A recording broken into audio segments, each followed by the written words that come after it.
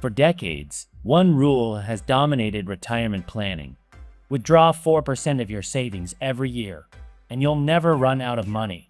Clean, simple, easy to remember. The problem? It was built for a world that no longer exists. And if you're planning your entire retirement around it right now, you might be walking into a very uncomfortable reality check about 10 years too late to fix it. Here's what most people don't realize. The 4% rule wasn't invented by a government agency or some massive financial institution. It came from a single study published in 1994 by a financial planner named Bill Bengen. He analyzed historical market data going back to 1926, ran the numbers through multiple economic cycles, including the Great Depression, and landed on 4% as a withdrawal rate that held up for 30 years. That's it. One study, one researcher, one specific time horizon, a completely different economic environment, and somehow it became the universal rule that millions of people still follow today without ever questioning the assumptions behind it. So what's actually changed since then? Quite a bit. When Bengen ran his original analysis, bonds were a reliable counterbalance to stocks. If equities dropped hard, bonds cushioned the fall. That relationship was the structural backbone of why 4% worked in the first place. But interest rates today look nothing like the 1990s. For a long stretch of recent history, rates sat near historic lows, which meant bonds were generating almost nothing meaningful. Even as rates climbed back in recent years, the dynamic between stocks and bonds shifted in ways that Bengen's original model was never designed to accommodate. Then there's the longevity problem. The 4% rule was specifically designed to cover a 30-year retirement window. Retire at 65, and you're covered through 95. That sounds reasonable until you factor in that average life expectancy keeps extending year after year. More Americans are living into their late 80s and 90s than at any point in recorded history. If you retire at 62, a strict 30-year model runs out at 92, and that's no longer a fringe scenario. It's a growing statistical reality that millions of people are simply not building into their retirement plans. Healthcare costs make the math even harder to ignore. Medical expenses in retirement have consistently grown faster than general inflation for years.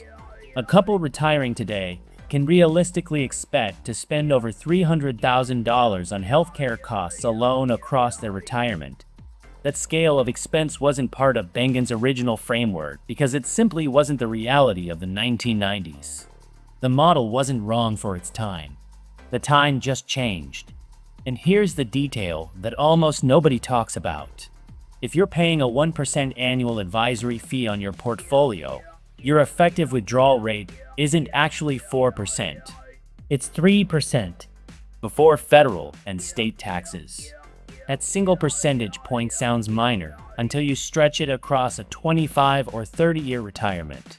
On a $1 million portfolio, the annual difference between 4% and 3% is $10,000.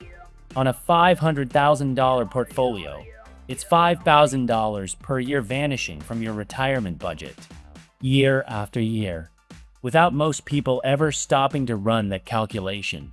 So if the original rule is showing its age, what do the updated numbers look like? Morningstar's revised retirement research now places the safer withdrawal rate somewhere between 3.3% and 3.7%, depending on your portfolio allocation and underlying assumptions. On a $1 million portfolio, the difference between 4% and 3.3% translates to $7,000 less in annual spending. Stretched across decades alongside rising real-world costs, that compounding gap becomes very significant over time. But here's where the conversation gets more interesting. Because rigid percentages, whether 4% or 3.3%, miss something fundamental about how retirement actually functions in practice. Your spending in year 1 of retirement looks nothing like your spending in year 20. Most retirees naturally follow what researchers describe as a spending smile. Early retirement tends to be more active and more expensive: travel, hobbies, renovations. Experiences people spent their entire working lives looking forward to. Then spending typically dips in the middle years as activity slows. Then costs climb again later, driven almost entirely by healthcare.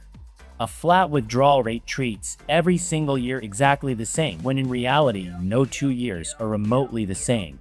That's why a growing number of financial planners are shifting toward dynamic withdrawal strategies.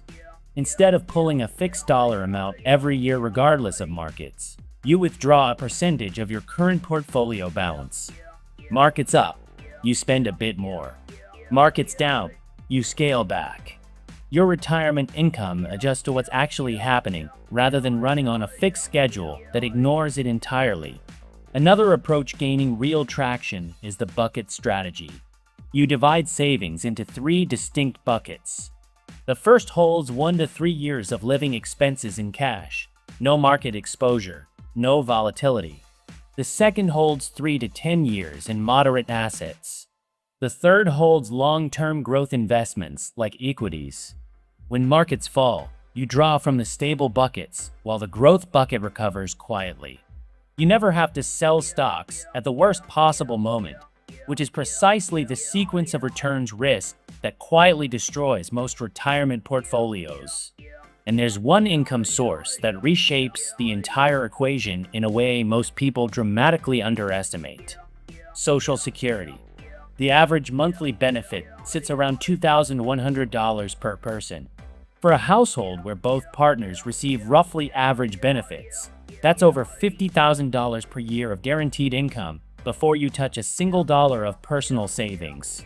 Using the 4% framework as a reference, that's the equivalent of having $1.25 million already working for you. If your household spends $60,000 per year and Social Security covers most of that baseline, the actual gap your savings needs to close is far smaller than the headline numbers suggest. Delay claiming to age 70 instead of taking it early at 62, and your monthly benefit increases by roughly 8% for every year you wait past full retirement age. That's a guaranteed, inflation-adjusted income raise that no market downturn can take away from you. The real evolution happening in retirement planning right now isn't about finding the perfect percentage. It's about moving away from rules entirely and towards systems that actually respond to real life.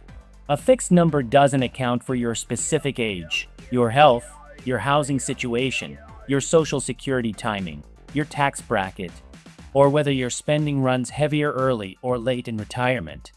A flexible system does. The 4% rule was never designed to be a complete retirement plan.